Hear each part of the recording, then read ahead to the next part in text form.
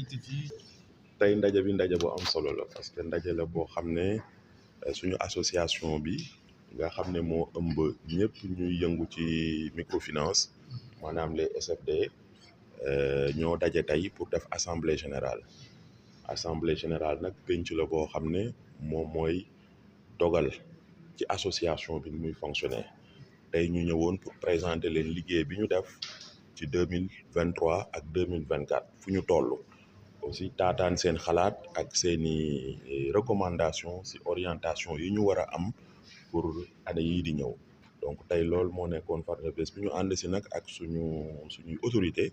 muy les autorités ministérielles ministre de la microfinance muy jawriñ bi nga xam ne moo ëmb lépp luy yëngu ci secteur de la microfinance directeur de cabinet bi ñëw teew ñu amoon aussi mbégte lool ànd ci ak waa banque centrale ñi nga xam ne ñoom ñooy régulateur bi donc tey loolu moo nekkoon li ñu fi dajale mooy objectifu SFD yi mooy institution de microfinance yi moom mooy ñu démocratiser le service financier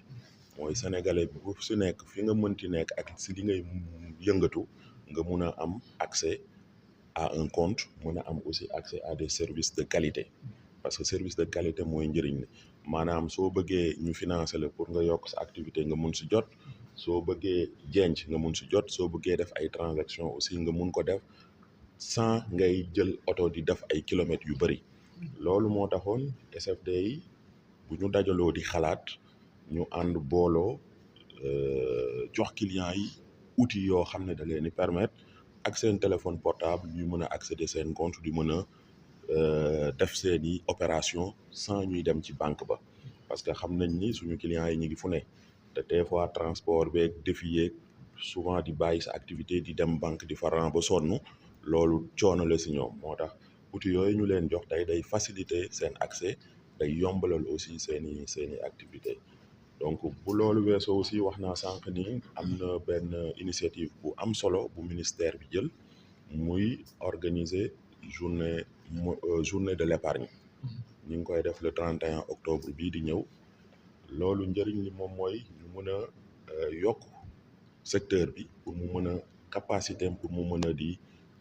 mobiliser épargne clients yi parce que économie yi développé yëpp gis nañ ni base bi mooy épargne boobu boo ko dajalee di nga ko mën a utiliser di ko retourner population yi di leen si mën a lebal pour ñuy mën a liggéey tey ñun moyens yi ñuy am pour di ko mën a leblee ñu ngi koy jëlee souvent ci banques yi wala si partenaires internationaux yi yooyu nag dafa am fu mu yem donc am nañ yaakaar lool ni initiative bii jug buñ ko continuer di ko fësal di ko màggal dina yokk doole. Rahim. Moi, je m'appelle Mamadou Ndiaye. Je suis le directeur de cabinet du ministre Dr Alioune Dione, ministre de la microfinance et de l'économie sociale et solidaire. Il faut dire que entre l'APSFD et le ministère, déjà, il y a une très longue collaboration. D'ailleurs, cette collaboration est une collaboration à la limite obligatoire, parce que autant le ministère gère la politique de l'État en matière de développement, de promotion de la microfinance, autant c'est l'APSFD qui est chargé justement de mettre en œuvre cette politique-là à travers, bien sûr, ses membres qui, justement, sont chargés